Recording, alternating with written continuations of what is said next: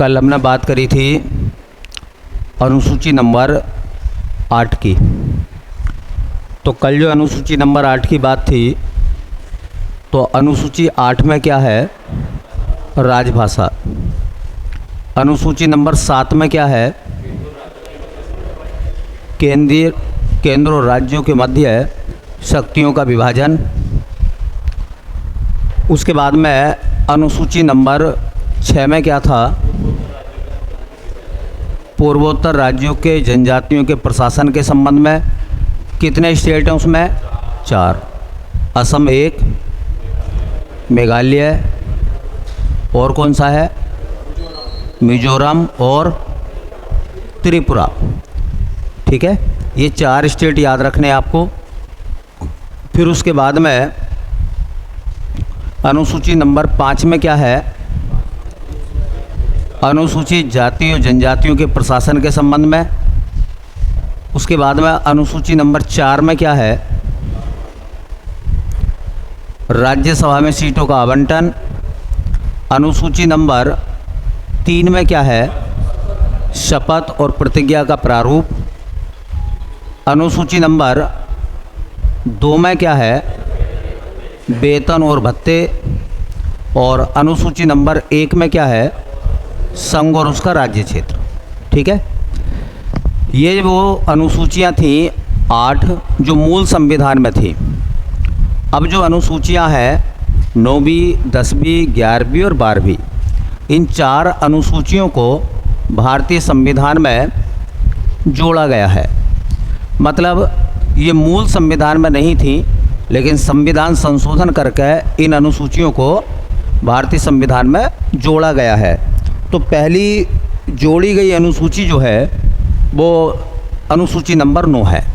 ठीक है, तो हेडिंग बनाएंगे अनुसूची नंबर 9।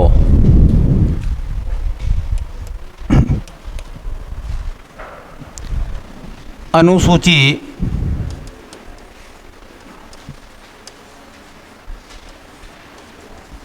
नंबर 9, इसका वैसे संबंध होता है भूमि सुधार से।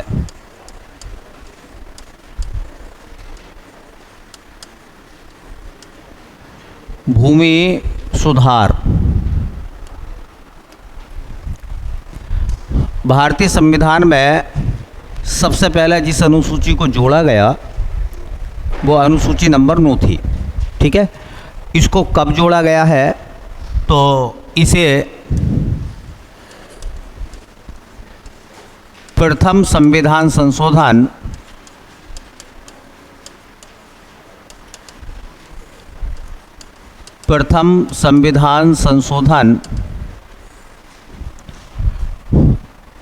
1951 द्वारा जोड़ा गया।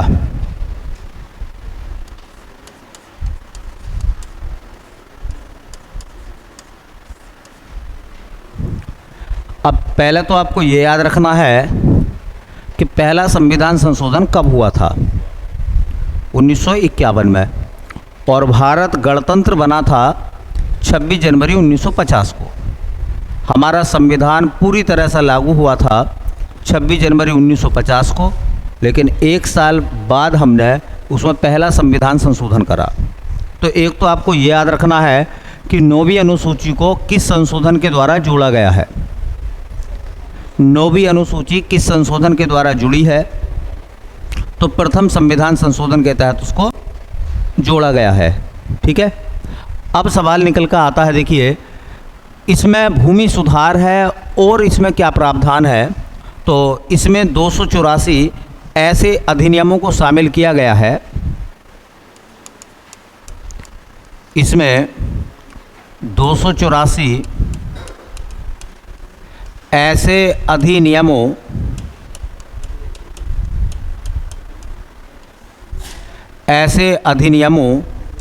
को शामिल किया गया है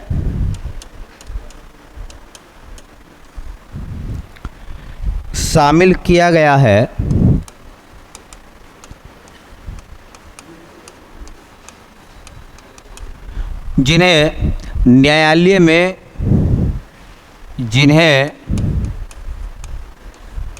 न्यायालय में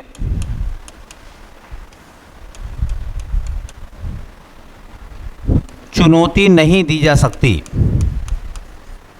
चुनौती नहीं दी जा सकती।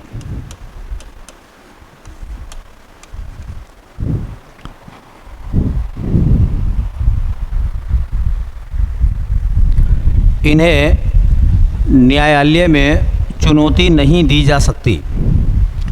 तो कितने अधिनियम इसमें शामिल हैं? ऐसे याद रखें, ऐसे कितने अधिनियम हैं जो अनुसूची 9 के दायरे में आते हैं? तो कितने हैं? 284। ये संख्या जरूर याद रखें। अनुसूची 9 के दायरे में आने वाले अधिनियम कितने हैं? 200। अब देखो ये मामला क्या है, थोड़ा सा इसको ऐसा आप समझिए। आपको पता है ये कानून है, इस कानून को बनाने का काम होता है संसद का।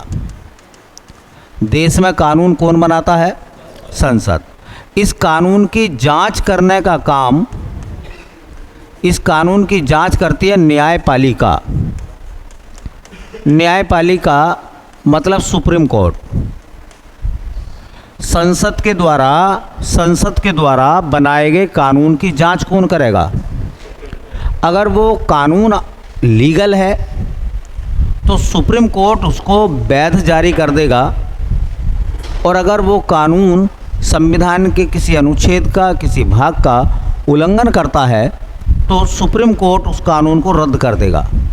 भाई जांच करने वाले व्यक्ति का काम है उसे ओके करना या ओके नहीं करना, दो बातें होती हैं।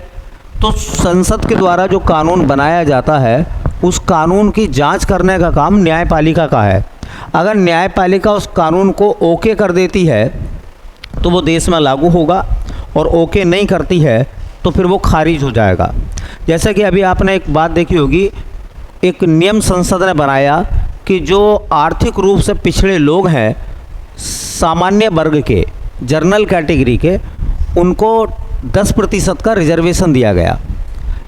EWS में कितना दिया गया? ये कानून किसने बनाया? संसद ने बनाया। इस कानून की न्यायिक समीक्षा हुई और न्यायिक समीक्षा करी सुप्रीम कोर्ट ने। तो सुप्रीम कोर्ट ने उस कानून को क्या बना दिया? ओके कर दिया। अब वो पूरी तरीके से देश में लागू है। अगर सुप्रीम कोर्ट उस कानून को गलत ठहरा देता कि ये रिजर्वेशन नहीं दिया जा सकता, तो फिर वो रिजर्वेशन नहीं मिलता। तो अब आपको एक बात समझनी होगी कि संसद के द्वारा बनाया गया हर एक कानून किसकी जांच के दायरे में है? बोलो। न्यायपालिका के दायरे में है। करेक्ट होगी बात। लेकिन ये जो कानून है 284, ये ऐसे कानून है, ये ऐसे विषय हैं जिन पर न्यायपालिका जांच नहीं करेगी, और जब न्यायपालिका जांच नहीं करेगी तो फिर वो रद्द कर भी नहीं सकती। ये उन्हें रद्द कर सकती है, बताइए। अगर न्यायपालिका जांच नहीं करेगी तो उन्हें रद्द वो नहीं कर सकती। ऐसे कानूनों को अनुसूची नंबर 9 में जगह दी गई है, और वो कितने कानून हैं? 284 है। मैं बार बार इस संख्या को बोल लिया हूँ। 284 ऐसे एक्ट हैं जिन्हें सुप्रीम कोर्ट या हाई कोर्ट या किसी भी न्यायपालिका में आप चुनौती नहीं दे सकते। न्यायपालिका उनकी जांच नहीं करेगी, ठीक है? न्यायपालिका उनकी जांच नहीं करेगी। तो ऐसे कानून आर्टिकल नंबर, अनुसूची नंबर 209 में आते हैं, और उनकी संख्या कितनी है? 284। बात समझ में आ गई? संसद के द्वारा बनाए गए कानून की जांच कौन करता है? न्यायपालिका, सुप्रीम कोर्ट। बोलो। ऐसी राज्य सरकारें जो कानून बनाती हैं उनकी जांच न्यायपालिका करती है, मतलब हाई कोर्ट कर लेगा अगर ऐसे कानून है तो, जो हाई कोर्ट के दायरे मांगे तो। और अगर वो कानून सुप्रीम कोर्ट या हाई कोर्ट की जांच के दायरे में है तो सुप्रीम कोर्ट और हाई कोर्ट या तो उन्हें ओके करेगा या खारिज कर देगा, ठीक है? अभी आपने एक नाम सुना होगा, पहले का है कि देखिए जो केंद्र सरकार है, तो केंद्र सरकार ने जो जाट समुदाय है, समझिए, उसको उन्होंने OBC कैटेगरी में रख दिया था केंद्र में। लेकिन सुप्रीम कोर्ट ने जब उसकी जांच करी तो उसको क्या कर दिया उन्होंने? रद्द कर दिया। क्या कर दिया? उनको रद्द कर दिया। ठीक है, तो कितने हैं भैया वो? 284। कितने हैं? 284 है। ठीक है, तो 9वीं अनुसूची याद रहेगी। भारतीय संविधान में जोड़ी जाने वाली पहली अनुसूची कौन सी है? अनुसूची नंबर 9। चलिए उसके बाद में बात करेंगे अनुसूची नंबर 10 की। अनुसूची नंबर 10।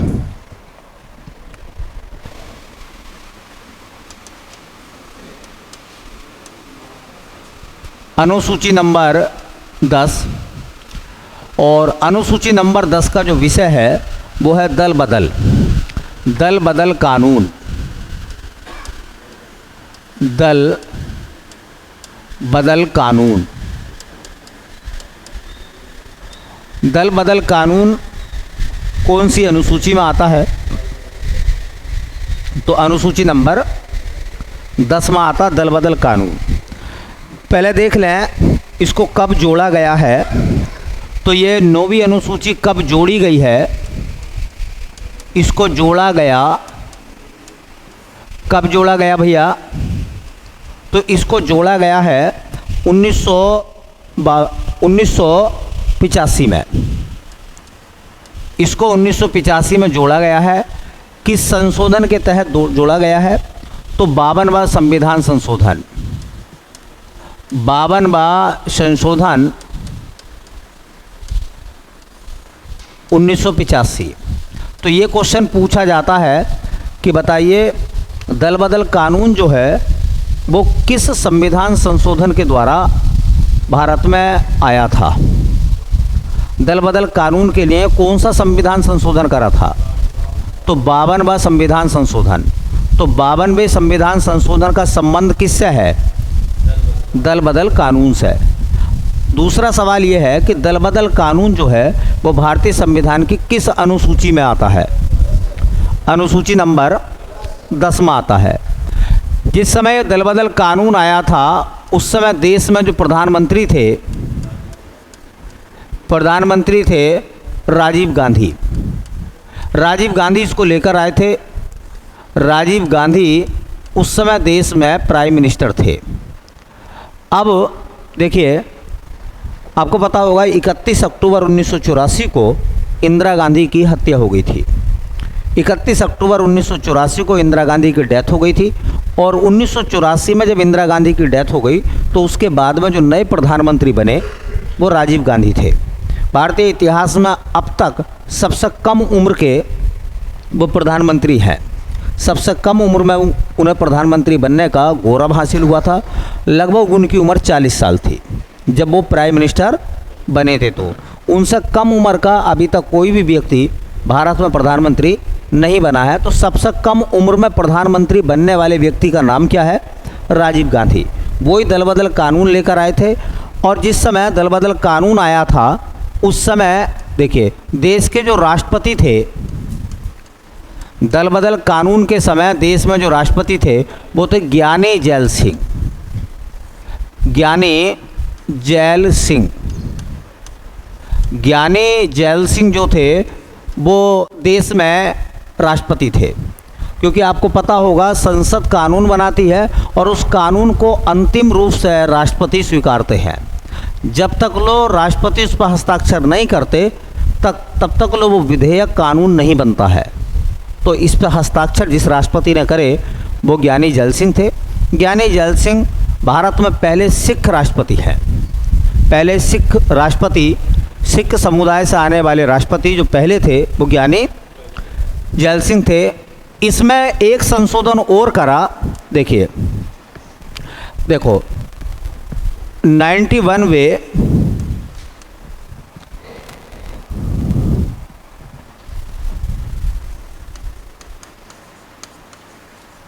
संविधान संशोधन 2003 में दल बदल कानून में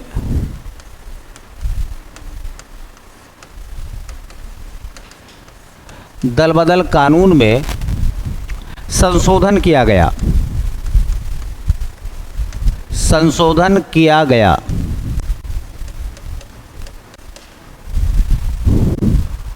दल बदल कानून में फिर एक बार संशोधन हुआ, वो हुआ 2003 में।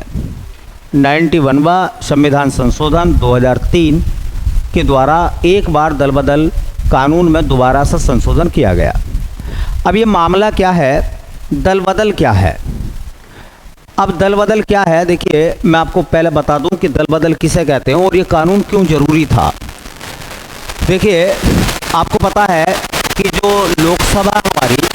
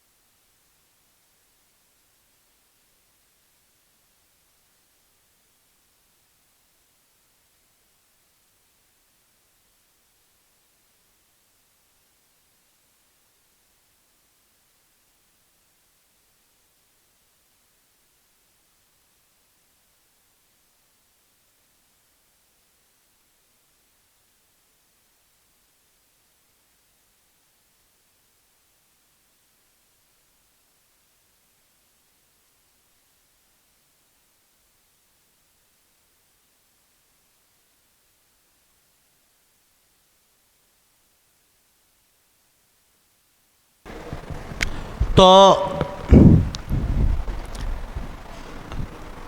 अब जो बाकी मेंबर हैं उनके दिमाग में बात होगी कि हमें मंत्री नहीं बनाया गया, हमें मिनिस्टर नहीं बनाया गया। तो वो लोग क्या करते थे, अपने ही पार्टी के मुखिया मतलब प्रधानमंत्री से नाराज़ हो जाते थे। बोले या तो तुम हमें मंत्री बनाओ, और नई मंत्री बना रहे हो तो हम जा रहे हैं। अब एक बात बताओ, अगर इसमें से अगर मान लो 5 विधायक 5 सांसद पार्टी बी में चले गए, तो पार्टी बी में अब कितने हो गए बोलो? तो ये वाली सरकार तो अल्पमत में आ गई, क्योंकि यहाँ कितने रह गए, अगर 5 कम कर दोगे तो 268 रह गए। तो अब एक बात बताओ, सरकार अल्पमत में आ गई या नहीं आ गई? और अल्पमत में कोई सरकार नहीं चलेगी, अल्पमत में कोई सरकार नहीं चलेगी। अगर नहीं चलेगी तो ये सरकार गिर गई। अब ये सरकार गिर गई तो अब राष्ट्रपति इस पार्टी बी के किसी व्यक्ति को क्या बना देगा बोलो? प्रधानमंत्री बना देगा। तो अब प्रधानमंत्री इस पार्टी का बन गया, पार्टी बी का। अब मामला क्या था, जब ये 5 सांसद आए होंगे तो इसी शर्त पर आए होंगे ना कि भाई साहब देखो ऐसा है, हम आएंगे तो तुम्हारी तरफ, और हमें जो है मंत्री बनाना पड़ेगा। तो उन्होंने कहा हाँ तुम आ जाओ, तुम हम पहले बनाएंगे मंत्री हम। तो इन्हें अगर मंत्री बना दिए, 5 इसमें से बन गए, 82 शहरे बनने हैं, तो इस पार्टी के तो 77 बने। तो इस पार्टी के जो 20 साल से पार्टी की सेवा कर रहे हैं, पार्टी में लगे हुए हैं, वो तो मंत्री नहीं बने। कल के 5 लोग जो पार्टी में आ गए वो मंत्री बन गए। तो एक बात बताओ, जब 5 ये मंत्री बन गए तो इस पार्टी वी के जो बाकी सांसद थे उन्हें बुरा लगेगा नहीं लगेगा? बोले अच्छा कल के आए हुए आदमी को तुमने मंत्री बना दिया है, और हम 20 साल से पार्टी की सेवा कर रहे हैं, बेवकूफ़ हैं हम तो। लो जी, हम बेवकूफ़ क्यों हैं? हम जा रहे हैं। वो कौन सी पार्टी में आ गए? पार्टी ए में आ गए, 10 आ गए। कितने आ गए? ग्रुप आ गया पूरा, 10 सांसद इधर आ गए। अब भैया जब 10 सांसद इधर आ गए तो इधर हो गए अब 278, और इधर रह गए अब 267। अब बताओ तुम मुझे, इधर के जो 10 सांसद आए होंगे, अब बताइए वो मंत्री जरूर बनेंगे, है? तो एक बात बताओ, एक प्रधानमंत्री या एक सरकार चल रही है, या प्रधानमंत्री कुर्सी बचाने के लिए भाग रहा है? तो प्रधानमंत्री के बारे में बताया जाता है कि अधिकांश प्रधानमंत्री अपने सांसदों से ही असंतुष्ट रहता था, और ये देखता था कि कहीं कोई ऐसा ना हो कोई सांसद निकल जा, इसलिए पकड़ के रखो उसे। राजीव गांधी आए। अच्छा एक बात बताओ, ऐसे में सरकार अपना दामन नहीं बचा पा रही, ऐसे में सरकार में काम करने वाले ये जो लोग हैं ये समझ ही नहीं पा रहे हैं कि वो परमानेंट है भी है कि नहीं है। इन्हें ये भी पता नहीं है कि इनकी सरकार क्या दिन चलेगी, समझ रहे हैं ना? ऐसे में इस स्थिति में 1985 में दल बदल कानून आया, और ये तय कर दिया गया कि कोई भी विधायक है, कोई भी सांसद है, वो जिस पार्टी के टिकट पर चुनाव जीतेगा 5 साल तक वो उसी के साथ रहेगा, 5 साल तक वो उसी के साथ रहेगा, ताकि ये जो प्रोसेस है रुके। क्योंकि ऐसे में सरकार जो है वो उसमें स्थायित्व नहीं आ रहा है। अगर सरकार में स्थायित्व नहीं आएगा तो बताइए भैया क्या सरकार विकास कार्य करेगी?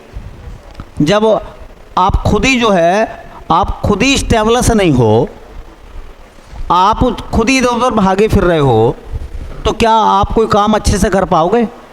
स्थिरता होगी तभी तो करेंगे ना। तो राजीव गांधी इस वजह से कानून को लेकर आए थे, क्योंकि इस दल बदल कानून के ना होने से लोग जो थे, सरकार जो थी बनती थी, गिरती थी, बनती थी, ऐसे में देश पीछे हो रहा था। तो उन्होंने सोचा कि दल बदल कानून लेकर आओ, और कोई भी आदमी पहले सोच ले समझ ले, मंत्री बने या ना बने, 5 साल तक जिस पार्टी के टिकट पर जीतेगा, ठीक है, वो उसी पार्टी में शामिल रहेगा। और अगर वो पार्टी छोड़ता है, ठीक है, दल बदल करता है, तो उसे अयोग्य घोषित किया जाएगा। ठीक है, जब से ये दल बदल कानून आया तब से स्थिरता आई। आप पिछली सरकारों को उठा के देखिए, 13 दिन तक सरकारें चली हैं, ठीक है। तो ये था दल बदल कानून, समझ में आ गया होगा आपको। दल बदल कानून क्यों जरूरी था, ये बात क्लियर हो गई या नहीं हुई? ठीक है। और दल बदल कानून का उल्लेख किस अनुसूची में है? अनुसूची नंबर 10 में दल बदल कानून किस सन में आया था? 1985 में। दल बदल कानून किस संशोधन के द्वारा आया था? 52वां संविधान संशोधन के तहत आया था 1985 में। इसे कौन लाया था? तो उस समय देश में प्रधानमंत्री थे राजीव गांधी, वो उस कानून को लेकर आए थे। और इस कानून में एक बार संशोधन और हुआ है, वो हुआ है 2003 में, 91वां संविधान संशोधन। चलिए देखो, इसके बाद में हम बात करेंगे अनुसूची नंबर 11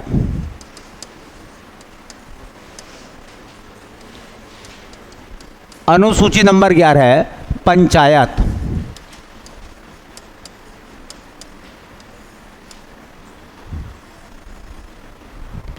किसकी बात करेंगे भैया?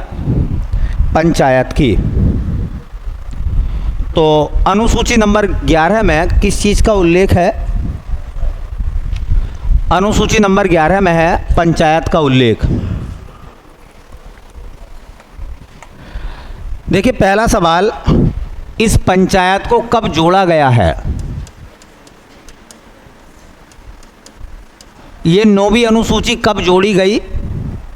तो 9वीं अनुसूची को जोड़ा गया है, देखिए 1992-93 में। इसके लिए संशोधन करा था 73वां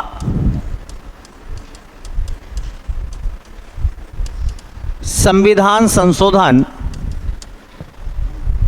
73वां संविधान संशोधन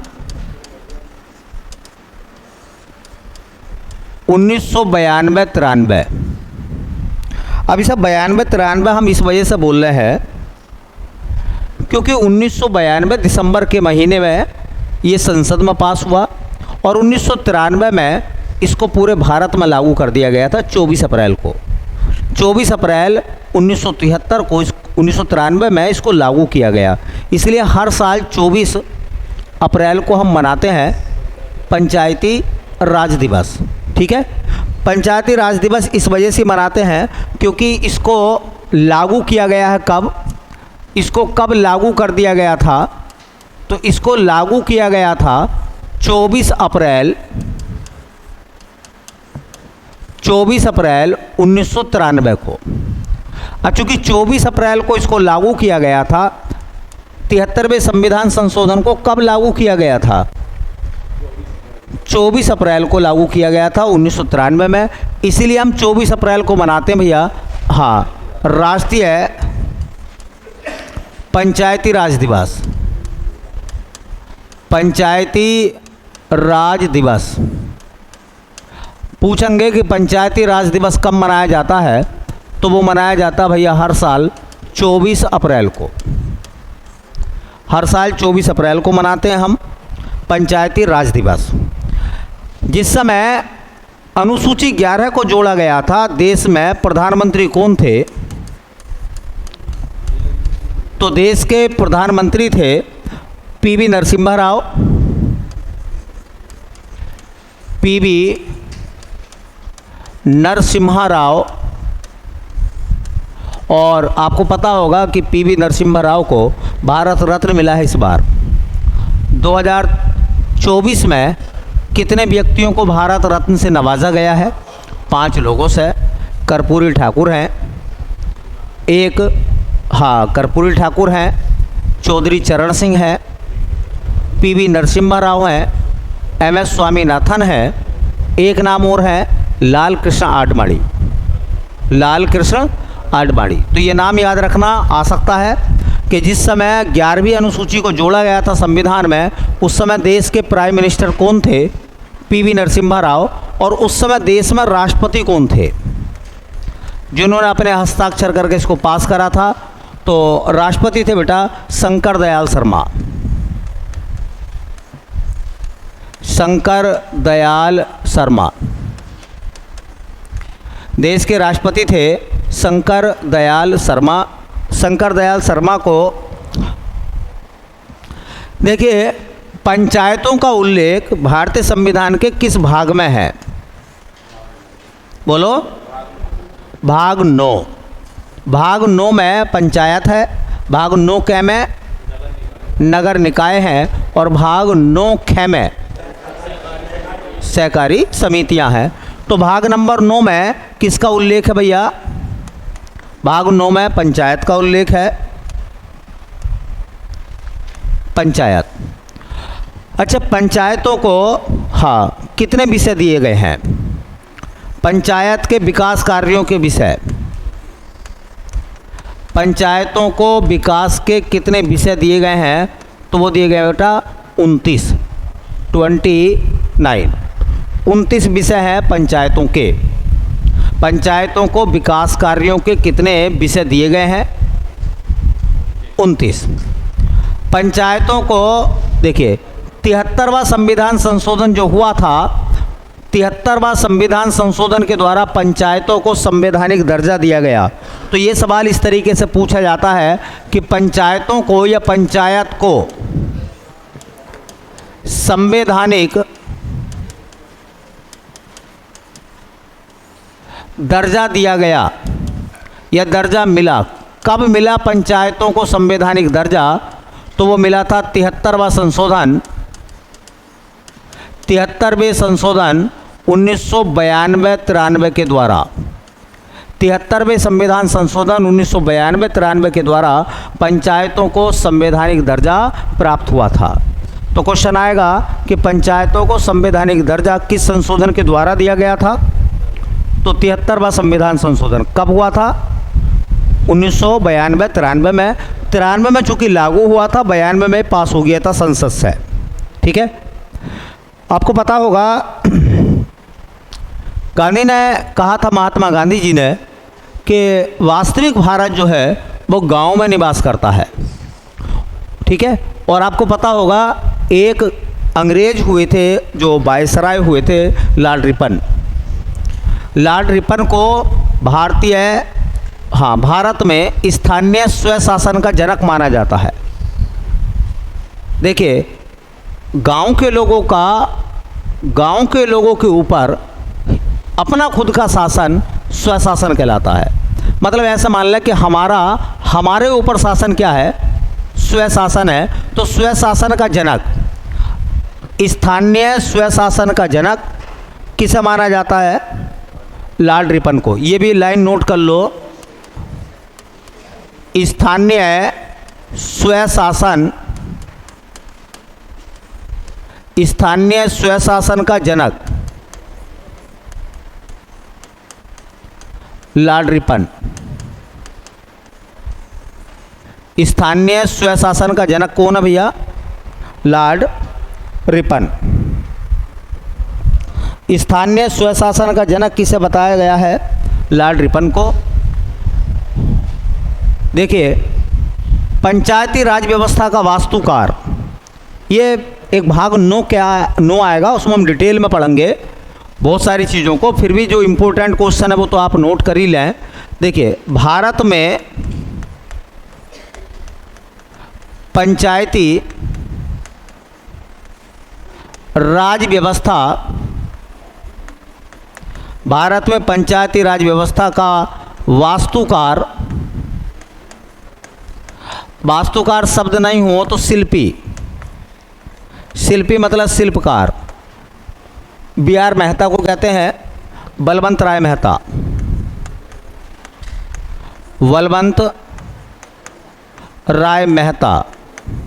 V.R. मेहता भारतीय पंचायती राज व्यवस्था का वास्तुकार या शिल्पकार या शिल्पी उनको माना जाता है।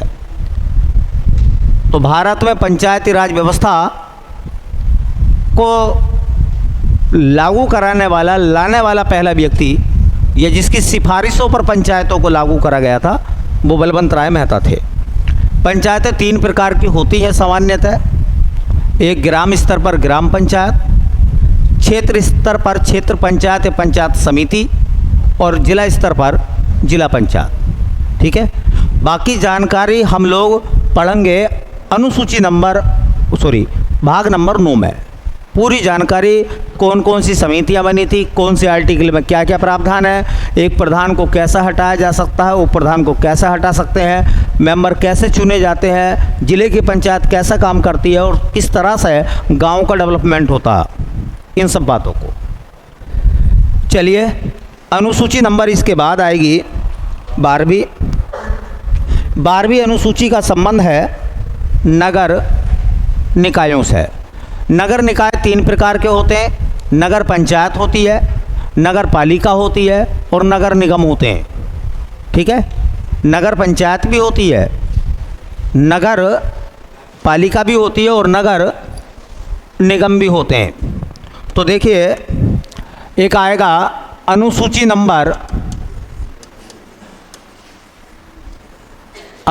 नंबर 12 है नगर निकाय।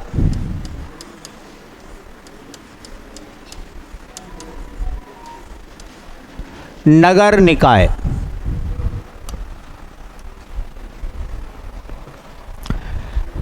नगर निकाय मैंने बोला 3 प्रकार के होते हैं, नगर पंचायत, नगर पालिका और नगर निगम। ठीक है, अनुसूची नंबर 12 को कब जोड़ा गया था? तो जोड़ा गया था इसको भी उसी समय जिस समय पंचायतों को जोड़ा गया था, बस अंतर था संविधान संशोधन का। इसके लिए संशोधन करा था 74वां संविधान संशोधन। 74वां संविधान संशोधन 1992-93। 74वां संविधान संशोधन कब का है? 1992-93 का। और 73 भी इसी समय का है। जिस समय 74वां संविधान संशोधन हुआ था उस समय देश में प्रधानमंत्री कौन थे? भाई जो 73 वाले के समय पर थे, पीवी नरसिम्हा राव। पीवी नरसिम्हा राव। और देश में राष्ट्रपति के रूप में कौन कार्यरत थे? तो देश के राष्ट्रपति थे शंकर दयाल शर्मा।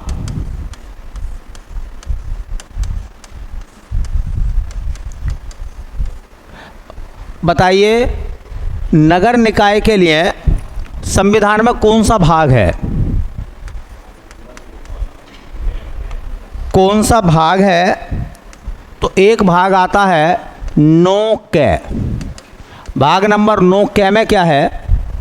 नगर निकाय। नगर निकाय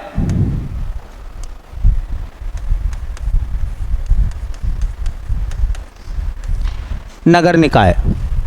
और याद रखें, इस भाग नंबर 9 के में कितने विषय आते हैं? नगर निकायों के विषयों की संख्या कितनी है? 18। नगर निकायों के विषयों की संख्या कितनी है भैया? 18। तो पंचायतों को कितने विषय दिए गए हैं विकास कार्य कराने के? 29। और नगर निकायों को कितने विषय दिए गए भैया? 18। जैसे मैंने बोला है कि नगर निकाय जो होते हैं वो 3 प्रकार के होते हैं अगर देखा जाए सामान्य तौर पर। एक होता है नगर पंचायत, सबसे छोटा है। नगर पंचायत के बाद में बनती है नगर पालिका, और नगर पालिका के बाद बनता है नगर निगम। तो इन सब के जो प्रावधान हैं, इन सब के संबंध में जो अनुसूची बनाई गई वो अनुसूची नंबर थी हमारी 12।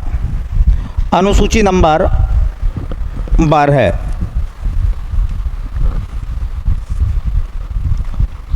अनुसूची नंबर 12।